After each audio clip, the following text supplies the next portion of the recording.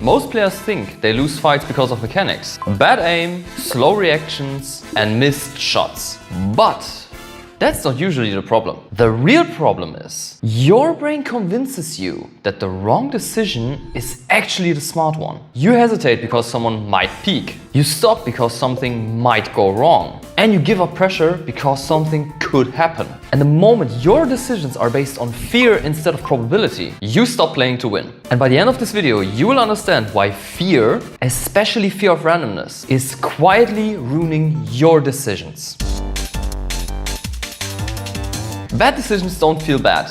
And that's the problem. If something felt obviously stupid, you would stop doing it. But hesitation, however, feels smart. Playing safe feels disciplined. And waiting feels like being in control. But your brain isn't asking if that is the right play, and instead asks, can I justify this behavior if I die? And that is a completely different system. Humans don't naturally optimize for long-term success. We optimize for avoiding regret, avoiding embarrassment, and avoiding feeling stupid. That's why players would rather make a passive mistake than an active one. Because passive mistakes are easier to defend. If you push and die, you will think that was reckless. However, if you hesitate, lose control and die later, then your brain tells you there was nothing I could do. But there was. You gave up your advantage earlier. Yeah, but not eating is good, no? Like, waiting sounds smarter. Only if waiting improves the situation. And most of the time, it doesn't.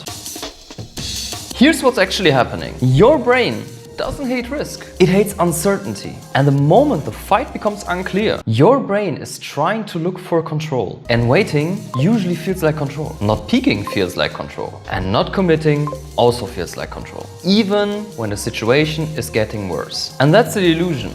Doing nothing feels stable. But in a fight, doing nothing is a decision. If you text someone and wait, they heal up. If you hesitate, they reposition. And if you don't take space, they take it instead. So your brain says, don't risk it. But what it should say is, which option wins more often? And let's be honest, that's incredibly hard. Because it forces you to accept something uncomfortable. Even the correct play can fail.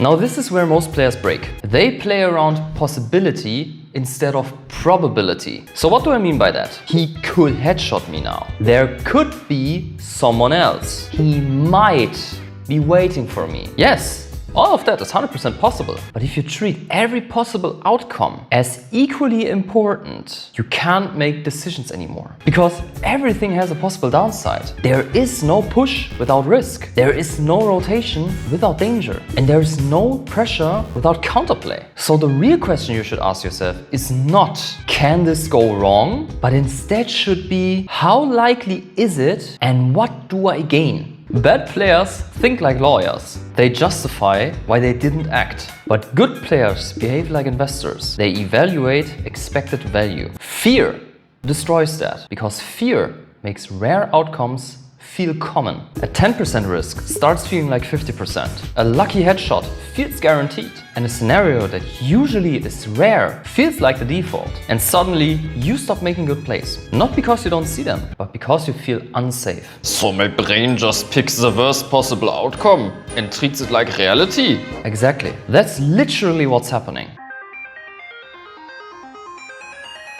Now let's talk about luck, because this is where things get really bad. A lot of players treat luck like it's an important skill. Let's look at a situation every one of us has felt at least one time. I can't push him now because he might hit a lucky headshot. Think about what that means. You're avoiding a high value play because of a low probability outcome. And that means luck is already deciding your outcome before the fight even happened. And that's why this is so dangerous. Because once you think like that, you remove your own pressure. The enemy doesn't need to outplay you. They just need you to respect the outplay so much that you stop acting. And you're not losing to what the enemy is doing. You're losing to what you think they could do. And this gets worse over time because your memory is biased. You remember that one time you pushed and got one-tapped, but you forgot the 10 times where it worked. So your brain builds this fake narrative. Every time I push, I get punished for it. Our brain can remember negative emotions more than it can remember positive ones.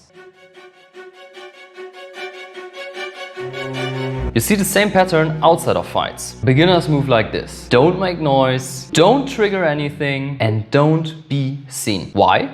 Because they are fearing that someone might hear them. Yes, this can 100% happen, but it's not likely enough for you to slow down your entire game. You don't have to sneak all the time, and you don't have to camp inside of bushes the whole game. Most players are busy. They're not scanning the map for one solo footstep, but the brain doesn't care about that. Fear doesn't need to be common. It just needs to be imaginable. And once you start imagining it, you start to play around it. And that's how players become overcautious. Not because they're bad, but because the brain treats imagined danger like a real danger. And that's why this matters.